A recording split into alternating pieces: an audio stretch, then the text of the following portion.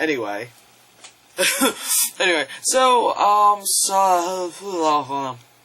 yep, it's one of those days. So, The Amazing Spider-Lad 2 yesterday. It is warm in my room. And, see, I'm gonna go into spoilers later, but right now, I fairly enjoyed it. Very full words. I enjoyed it. It was good. Really, it's pretty much like why I enjoyed the first one kind of thing. Like, the IMAX 3D stuff was really good. Yeah, it was good. Like, the love story had, like, cheesy moments, but it wasn't, like, cheesy where you wanted to roll your eyes and then, you know, remove them from your face. But it was, like, kind of dorky, cute kind of stuff, so you're like, oh, that's cute. In a way, it's less, like, you know, like, bullshit, where you're like, oh yeah, because people really talk like that, blah, blah, blah. It's more like, okay, you can relate to it, and you're kind of like, I want a relationship. Well, not exactly a relationship like that. More like their love for each other, not the fact that I can't be with you, or you will die, you know, that kind of stuff. But you get me. Yeah, of course, Andrew Garfield, awesome, as always. Jamie Foxx did, a good job. Well, we all know that, you know, he plays, Electro, or as I call him, Dr. Manhattan for this one, because, it's not really much spoilers. You know he's fucking blue in it. There's one part where he's blue and he's got, like, the black short, like, trunk. And it's not really spoilers, because you know Jamie Foxx is going to turn into that character. The character has, like, a gap tooth, like, you know, because I saw it in IMAX 3D, it was just, like, very obviously, like, they painted it black, because that's what you do, but it was just kind of, like, very, like, it just looked like, dude, you just ate a brownie, like, clean that up, you know?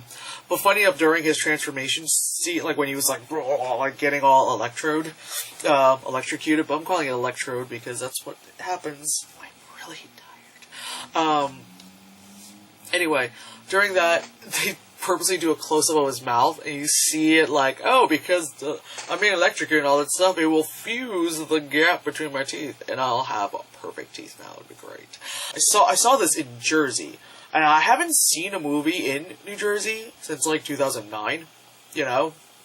And the theater I went to, like, it's pretty big. I went there when a lot when I was in high school, especially when I saw, like, Lord of the Rings and all that stuff. Now, I might just, like, just show, like, my fucking, like, Fandango thing. Yeah, so, I was talking about movie prices on here, about how, like, ridiculous they are, and how, like, you know, and just an example, I have my freaking, you know, like, Fandango thing opened up. So, the last movie I saw in IMAX 3D, Jesus Christ, that is bright as fuck, what was, the Hobbit 2, Electric Dragon Lou, and just if you could kind of see it, it says $43, right? $43. That's 2 tickets. That was me and Philip. That was $21.50 each. $21.50 for IMAX 3D. In Jersey, fucking, where's the details? I just want to show. Okay, anyway, you can see it right there. It says, summary, $25. That's for 2 tickets. 2 tickets. They were, like, fucking $12.50 or something each. Yeah. $25 for 2 tickets for IMAX 3D in Jersey, whereas it's $21.50 for 1 ticket in Manhattan. Like, that's fucking ridiculous, you know? And it's like, you think about it, like, $12.50 isn't even a ticket in Manhattan, you know? Like, it's 13 something for a regular ticket, because I think when I went to go see, well, this was also in 3D, but fucking balls, why does it go so bright? When I went to go see Winter Soldier, it was $37. $37 in 3D. So that was $18.50 a person. You know, that was me and Paul. We went to go see that. And then, okay, Catching Fire. Catching Fire was a regular, God, this is so bright. Catching Fire was a regular movie. $14.50. Regular movie, no 3D, no. $14.50, and it was $29. $29. But just to think about it, because there's a lot of people out there like, oh my god, I have to pay $10 for a ticket. I need you to suck it. You know, like, I need you to understand how much money like, my crazy ass puts in every time I go see these movies, which is why, if there is an anger factor to it, is a lot of that, which is probably also why we, like, just bring our own snacks, that's what everyone does, and just enjoy it, even if it's, like, a bad movie or whatever not, but you kind of get, like, the entire, when I bought the tickets, I thought it was, like, I was on my phone, and I was like, are you kidding me? And I just kept saying, goddamn. Like, my mom was laughing because of how much I was freaking out. Because I was like, goddamn, I swear I have not gone to movies in Jersey in a while. So, like I said, since 2009. So, anyway, there's that. I would go into spoilers. Spoilers. So, Dennis Leary makes his cameo as Dead Dad, or, he's just, he's Obi-Wan. He's just kind of, like, chilling, like, go to the Dagobah system, Peter, you must go to the Dagobah system. He's doing that, and just Dennis Leary's just there, which I have to say probably, like, I'm not sure if they actually had him in those scenes, or the CG was done well enough that they could have had him, like, green screen the entire time into those scenes where he was at. So he probably was there, like, for, like, an hour or something, just put on his cop uniform, sit in the car, stand there ominously, like, during the graduation, and all that stuff. Yeah. But I was talking to Philip about this, because he saw it, like, the week it was released. I just saw it, obviously, this past weekend. We were talking about Stan Lee's cameo and how it felt like they just wanted to get that out of the way, because it happened during the beginning, during their, like, high school graduation, where he was just like, hey, I think I know that guy, and I was like, you really just wanted to get rid of it, unlike the last movie, which I love that cameo, because he's just like, I'm old guy with books, and then, like, Spider-Man's fighting and shit in the back, which is a great scene. Yeah, so the whole thing with, like, what I like is that in a comic movie, there was realism in it, which is, it's, like, cheesy, but it's, like, kind of like why I like Batman, because he's a person, kind of thing, but you want him and Gwen Stacy to work out, because they're meant for each other. It's like the whole, like, they work so well, they love each other, you want them to work out.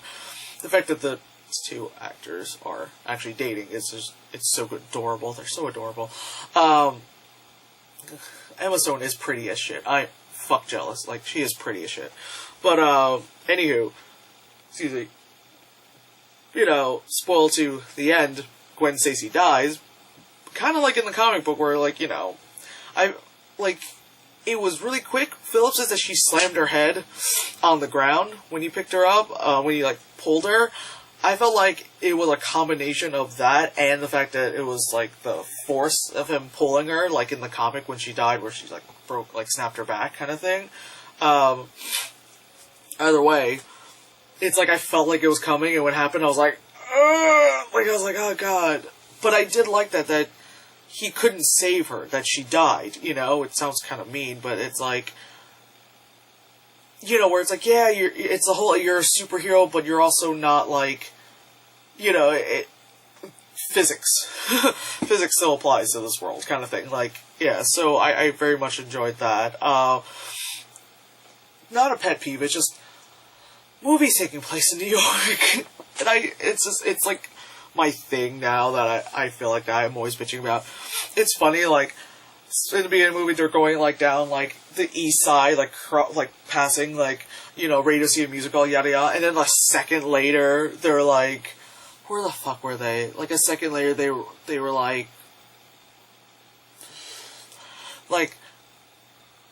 down by the financial district. I was like, wow, so you went there, and you somehow took the FDR drive, like, I get too, like, into, like, logical when it comes to that, which seems really dumb.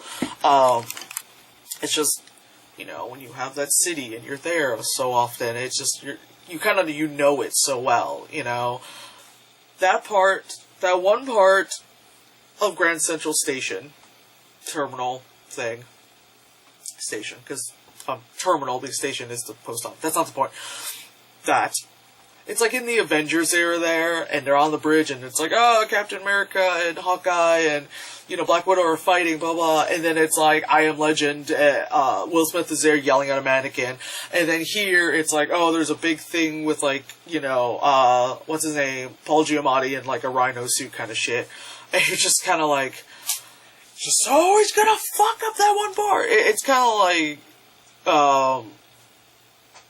it's like how whenever there's like a disaster movie kind of thing, it's like the Statue of Liberty is always fucked, you know, Planet of the Apes, Independence Day, you know, I almost said a completely different movie.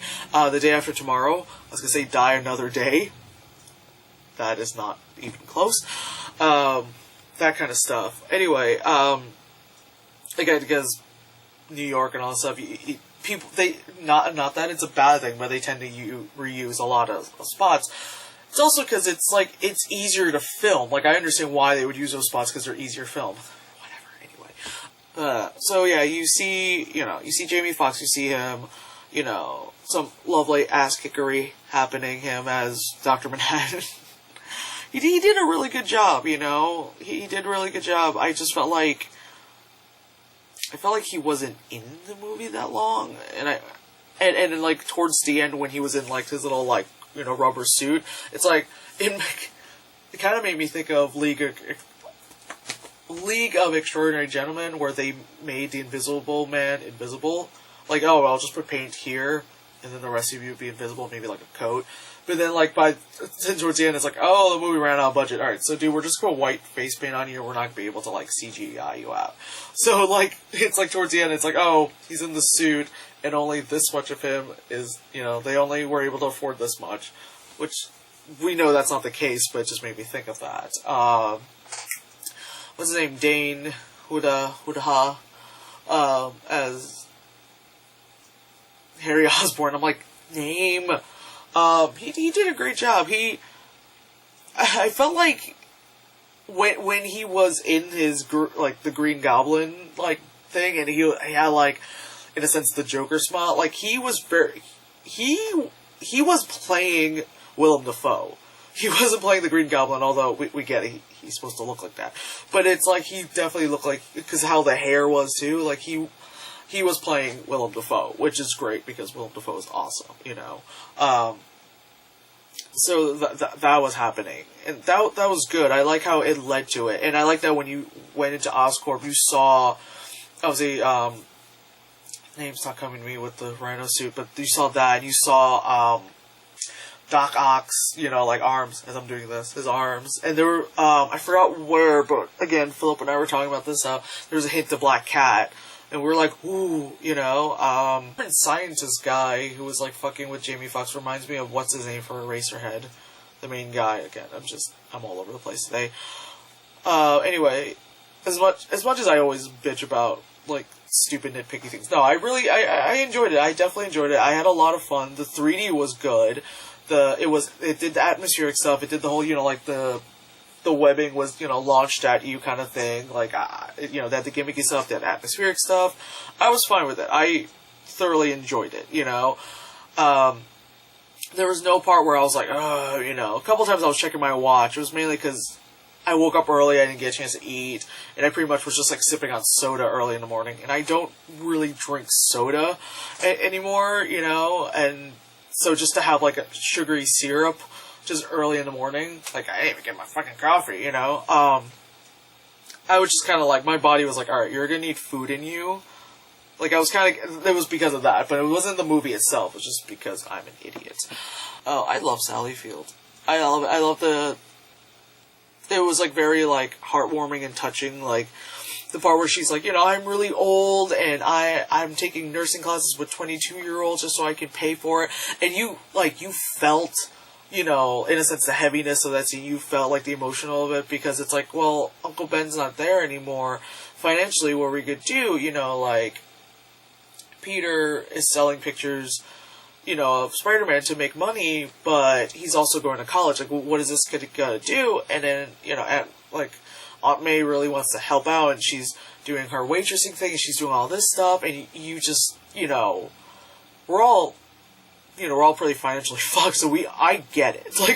Like I was watching going, I know how that feels. Like, just being like, I'm always working. I know. Like, I was watching it like, funny enough, like, while I was leaving the theater, the audience, well, it was still very early in the morning. It was about, like, close to 1, but the audience was silent, like, leaving the theater. It was, like, very quiet.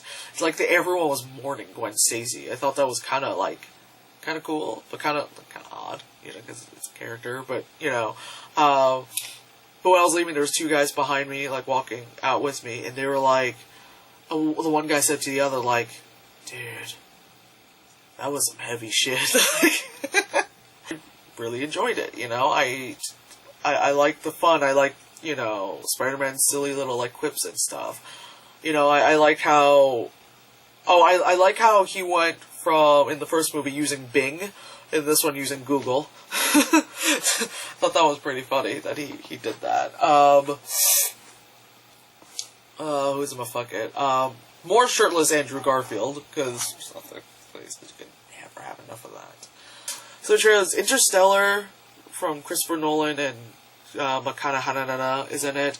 I don't know how I feel about that. I really don't know how I feel about it. It just, apparently it's going to be, obviously, available in IMAX, because Nolan likes filming on it since he did it, I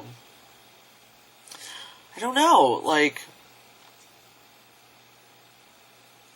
I don't know, I feel like it's going to be one of those, like, Oscar grab kind of ones, like, I don't know, like, because it's called Interstellar, so you're thinking, like, are they going to space? Like, it's, because obviously, it's a trailer for a movie that's come out a year from now, so, it, obviously, they're still going to keep it very vague, but it's to the point where I'm like, I don't know, there's, like, cornfields, and you're seeing stuff from space, and then,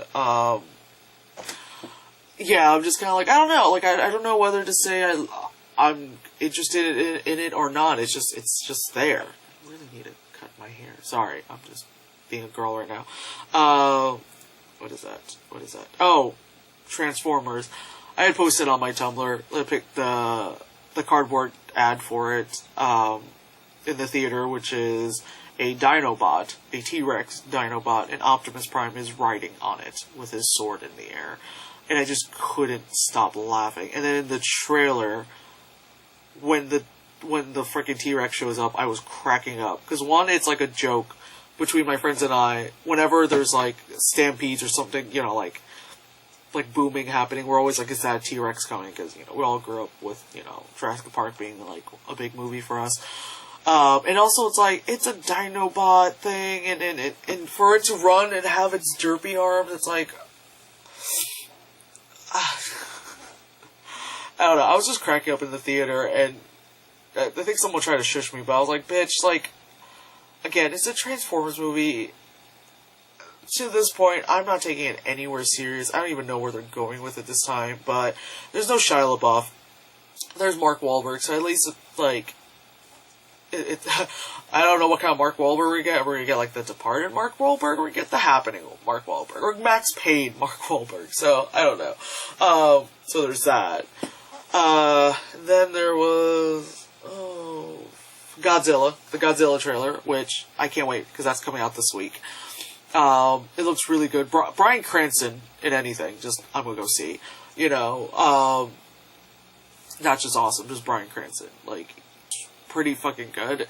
And I feel like, if it wasn't for Cloverfield being a success, and, Pacific Rim being amazing, I know saying Cloverfield was a success is really weird, but yeah, just the viral campaign is what got it. But anyway, for something like that I love monster movies like this. I really do, because they're ridiculous, They're so far into fantasy where it's like, that's crazy. Which is why I like it, which is why I love Pacific Rim so much. And, Maleficent. Yes. Maleficent. Yes. That. I can't wait to see that. The trailer in 3D looks really fucking good. I can't wait. Because that one is just, I'm not a big fan of Angelina Jolie. I don't hate her, but I'm not a fan. Like, I feel like she's just those actors, like, because she's pretty, and people just put her in things because she's pretty kind of thing. But she definitely fits this role. Because, kind of in a sense, like Charlize Theron, they're evil-looking ladies. Although I love Charlize Theron a lot more. Like, but that aside, like, they have that evil bitch phase, which is good. And they do it really well. And especially her being Maleficent of Queen Bees like that. I think that was a very smart choice of them to have her. And then, Guardians of the Galaxy. Of course. I've been, like, rewatching Parks and Rec, so it's like, I love Chris Pratt so much. Can't wait for that, because it's gonna be fun and silly, yeah. Then after that was, I wrote Edge of Tom. Glee and I walked past one of the big old billboards for it.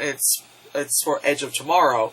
But you see Tom Cruise's face, and his name is above it. So she goes, Edge of Tom Cruise. We're like, it's going to be called Edge of Tom Cruise. Now, this movie is like if you took Deja Vu, Source Code,